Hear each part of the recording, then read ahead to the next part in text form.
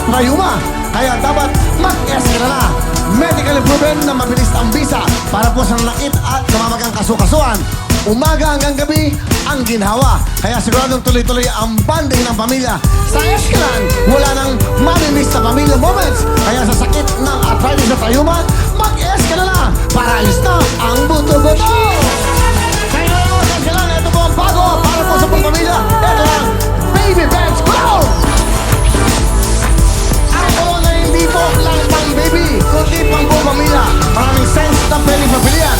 May bubble gum, ice mint, jelly bean, lemon drop, lollipop, gummy bear, popsicle at cotton candy. Kaya para feeling baby, ang amoy nyo at amoy baby ka pa, dapat mag-bench Baby Bench Clothes! Sa lahat ng gusto mo pagkanda, mapagwapo, mag-bench Vicks Claydol! Bench Vicks Claydol na tayo sa magpasok sa school, magpasok mo sa opisina, kapag may party ka o kadate ka, anumang oras, anumang lakad, siguradong dapat artistahin ang hairstyle mo. Gusto nyo ng Claydol na pwedeng dahilin kahit saan, meron din itong sachet na 5 piso lang. Kompleto mo yan. Kaya naman para po sa hairstyle na instant fix, instant guwapo, mag-bench fix, Claydol na tayo. Tandaan niyo po, gawain ng bench. Thank you so much! Bench! At ito naman ang Pow XR! Masarap talaga pagdating po ang sakit ng katawan. Dito na tayo sa mapagkakatiwalaan ang hatid ng Artist Corporation. Ito po ang Pow XR. Ang pinaka-epektibong pangtanggal ng back pain, muscle pain, dysmenorrhea at iba't ibang klase pa ng sakit ng katawan. At pagdating po sa presyo, wala na talagang aray dahil sa kanilang 5-5, free 5 na promo. Kaya kapag masakit ang katawan, dito ka na sa siguradong goodbye aray. Siyempre, the best ang Pow XR.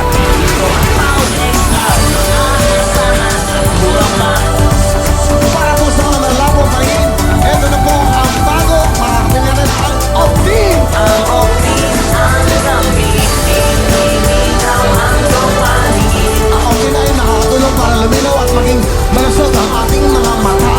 Galing ito sa pulong lutein na natural at epektibong solusyon para maging malinaw at malusog ang ating mga mata. Klaro po ba? Kaya dapat mag-Optin lutein capsule na. Optin, you're the best! Ang Optin, ang gamit, pinilitaw ang dopamine. Ano ba? May ubo ba? May sipon? Ito nasa ko dyan. Plemex, sa matinding problema. Ito po ang pinakamabisang gamot dyan, ang Plemex. Gawa ito sa Lagundi, kaya natural at siguradong gagaling kayo. Wala po sa matinding ubo, sipon, at pati na po sa inyong mga higa. At para sa mga chikating na mahirap pa inumin ng gamot, aba, may masarap silang timpla. Ito po ang Plemex for Kids. At para naman sa ating mga lolo-lola sa matatanda, may Plemex Forte at capsules na talagang for adults. Kaya para po sa natural, epektibo, masarap at abot-kayang solusyon sa matinding ubo at sipon. Basta Lagundi, isa lang dapat ito sabihin. Plemex, sa matinding ubo. Thank you very much sa ating mga sponsors. Maraming po salamat. Tuloy na tayo. Ito po, magandang ating mga bisita ngayon. Maganda po dahil sigurado pa yung inspirasyon pa sa akin lahat. Mga magulang na nakapasa ng board exams o bar exams ang kanilang mga anak. Sila po ay nagtyaga para po makatapos ang kanilang mga anak ng sa mga board exam at bar exam. Pag bar, abogado, pag board, nursing, doktor, ganun po yan. So ito po ang mga magulang, Nanay Luz at Nanay Mena.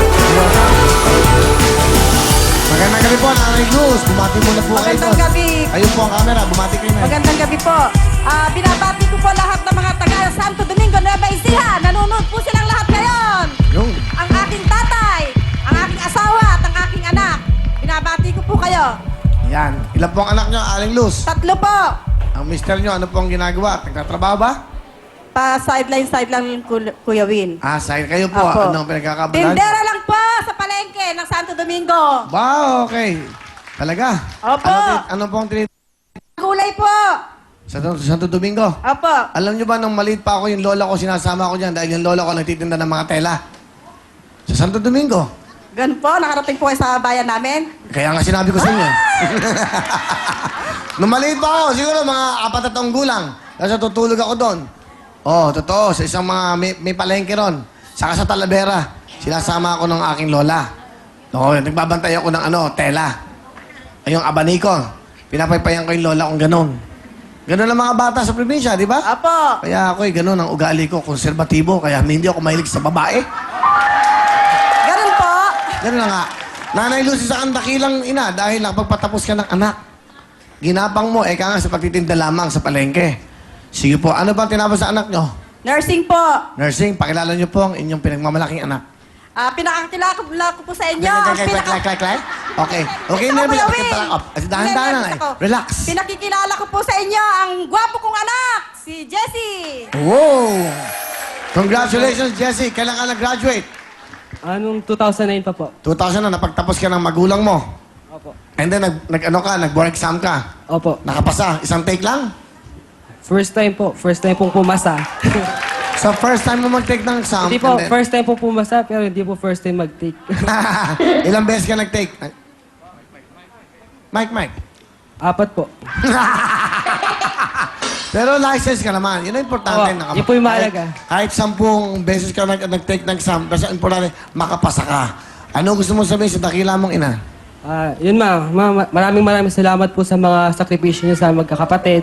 Tsaka, yun, mahal na mahal ka namin. Tsaka, yun, galingan mo kasi di ba sabi mo bago ako mag-take, galingan ko kasi gusto pumunta dito. Kaya, yun, good luck. Salamat.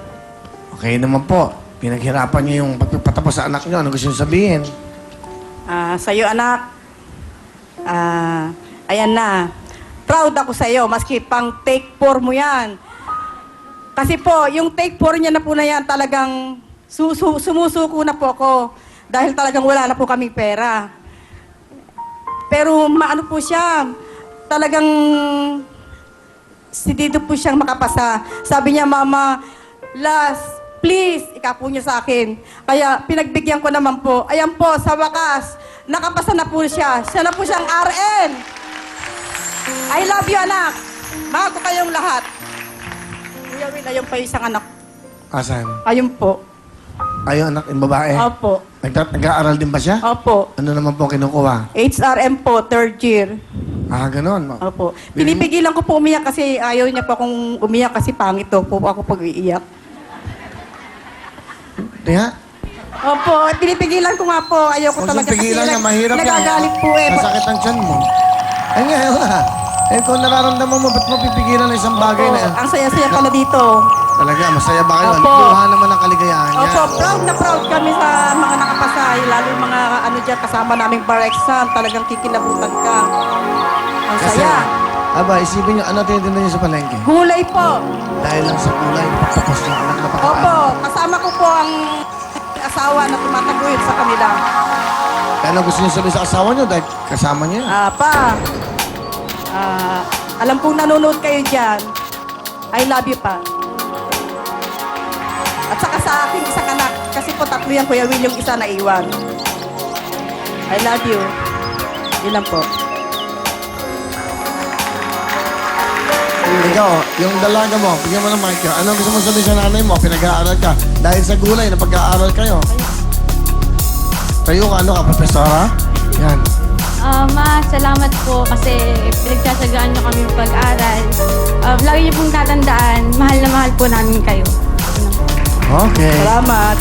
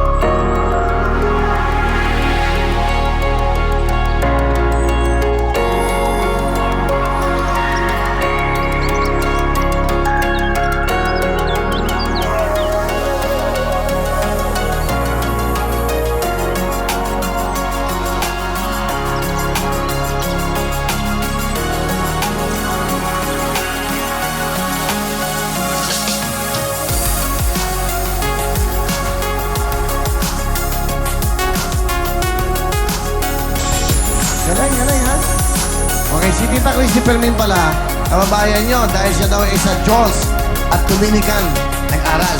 Tama ba? Sa Opo. Domingo? Tita Christopher Min, tiga may Baisiyan eh. Opo. Si Robin Padilla, marami. Ako, doon ako pinanganak. Okay. Ayan, Nanay Mena, bumati po kayo. Welcome.